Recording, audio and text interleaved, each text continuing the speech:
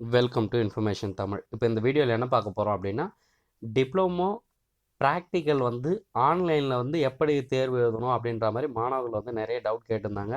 அதற்கான விளக்கம் தான் நம்ம இந்த வீடியோவில் பார்க்க போகிறோம். அதுக்கு முன்னாடி நீங்கள் நம்ம சேனலை சப்ஸ்கிரைப் பண்ணி பக்கத்தில் இருக்க பெல் ஐக்கானை கிளிக் பண்ணுங்கள். அப்போ தான் நம்ம போடுற ஒவ்வொரு வீடியோவும் உங்களுக்கு நோட்டிஃபிகேஷனில் வரும். டிப்ளமோ சம்மந்தமான அனைத்து அப்டேட்டுகளுமே நம்ம சேனலில் தொடர்ந்து நம்ம கொடுத்துட்டு வரோம். நெக்ஸ்ட் வந்து இப்போ எக்ஸாம் முடித்து வேல்யூவேஷன் எப்படி நடக்க போகுது, ரிசல்ட் எப்போ வர போகுது, ஸோ தொடர்ந்து அப்டேட்டுகள் எல்லாமே நம்ம சேனலில் கிடைக்கும். ஸோ நம்ம சேனலை சப்ஸ்கிரைப் பண்ணுங்கள். இப்போ வீடியோக்குள்ளே போகலாம்.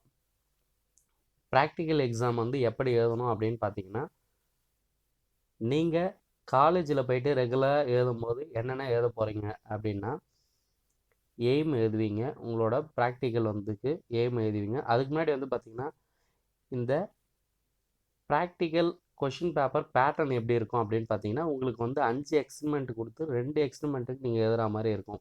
ஒன்றுத்துக்கு வந்து 25 மார்க்குன்னு சொல்லிட்டு 2 எக்ஸ்பிரிமெண்ட்டு வந்து 50 மார்க்குக்கு வந்து கொஷின்ஸ் வந்து கேட்பாங்க. அதுக்கு தான் நீங்கள் வந்து ஆன்சர் எழுதுனா போதும்.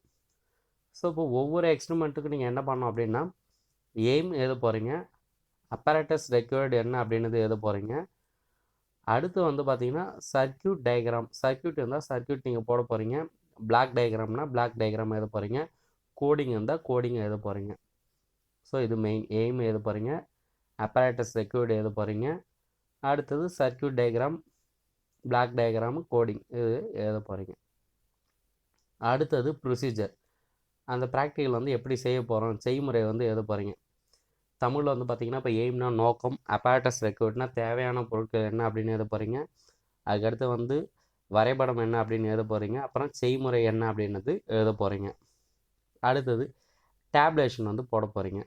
டேப்லேஷனில் வந்து பார்த்திங்கன்னா நீங்கள் வந்து ரீடிங் எதுவும் நீங்கள் நோட் பண்ண போகிறதில்ல. ஏன்னா நீங்கள் ஆன்லைனில் தான் எக்ஸாம் எழுத போகிறீங்க. ஸோ ரீடிங் உங்களுக்கு தேவையில்லை, கேல்குலேஷனும் நீங்கள் பண்ண தேவையில்லை. ஸோ ரீடிங் இருந்தால் தான் கேல்குலேஷன் பண்ண போகிறீங்க. ஸோ கேல்குலேஷனும் உங்களுக்கு தேவையில்லை. இதுதான் வந்து ஆன்லைன் எக்ஸாமில் நீங்கள் பண்ண போகிறதில்ல. அடுத்து வந்து பார்த்திங்கன்னா ரிசல்ட் என்ன வரும் அப்படின்னது நீங்கள் எழுத போகிறீங்க. சரிங்களா? இப்போது ஒர்க் பீஸும் உங்களுக்கு எதுவும் தேவைப்பட போகிறது கிடையாது. ஸோ அதுவும் உங்களுக்கு கிடையாது. சில ப்ராக்டிக்கல் எக்ஸாமுக்கு பிரிண்ட் அவுட் எடுத்து வைக்கிற மாதிரி இருக்கும்.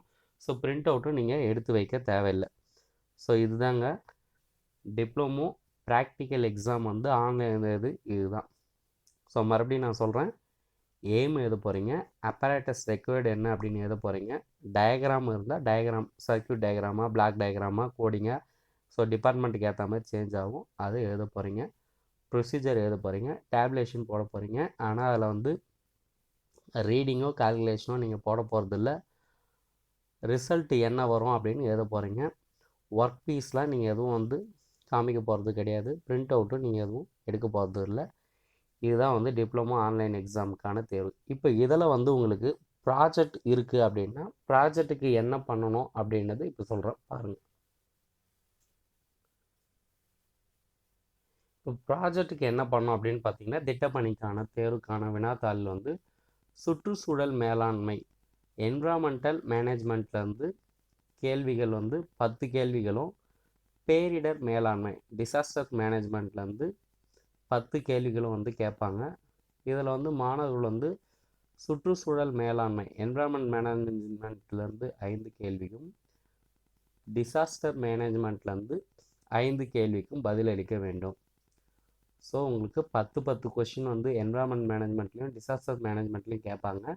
இதிலேருந்து நீங்கள் 5 கேள்விக்கு விடையளித்தா போதும். ஒரு கேள்விக்கு 2 மதிப்பெண்கள் வீதம், மொத்தம் வந்து 20 மதிப்பெண்கள் எடுத்துப்பாங்க. மேலும் தாங்கள் செய்த திட்டப்பணி ப்ராஜெக்ட் ஒர்க் பற்றிய வரைபடங்களுடன் விவரிப்பதற்கு 30 மதிப்பெண்கள் வழங்கப்படும். ஆக மொத்தம் 50 மதிப்பெண்கள். ஸோ ப்ராஜெக்ட் ஒர்க்கு அரியர் இருக்கவங்க வந்து கேட்டிருந்தாங்க. ஸோ இதுதான் வந்து உங்களுக்கு மெத்தடு. ரெகுலரில் சாண்ட்விச் கோர்ஸாக இருந்தால் உங்களுக்கு வரும்.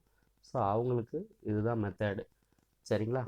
ஸோ டிப்ளமோ சம்மந்தமான தகவல்களை தொடர்ந்து பெற நம்ம சேனலை வாட்ச் பண்ணுங்கள். இந்த வீடியோவை உங்கள் ஃப்ரெண்ட்ஸுக்கு ஷேர் பண்ணுங்கள். ஏன்னா நிறைய பேர் ப்ராக்டிக்கல் எக்ஸாம் எழுதல தெரியல அப்படின்னாங்க. ஸோ உங்கள் ஃப்ரெண்ட்ஸுக்கு இந்த வீடியோவை ஷேர் பண்ணுங்கள். மேலும் சந்தேகங்கள் இருந்தால் எங்களுக்கு கமெண்ட் பண்ணுங்கள். தேங்க்ஸ் ஃபார் வாட்சிங். நன்றி.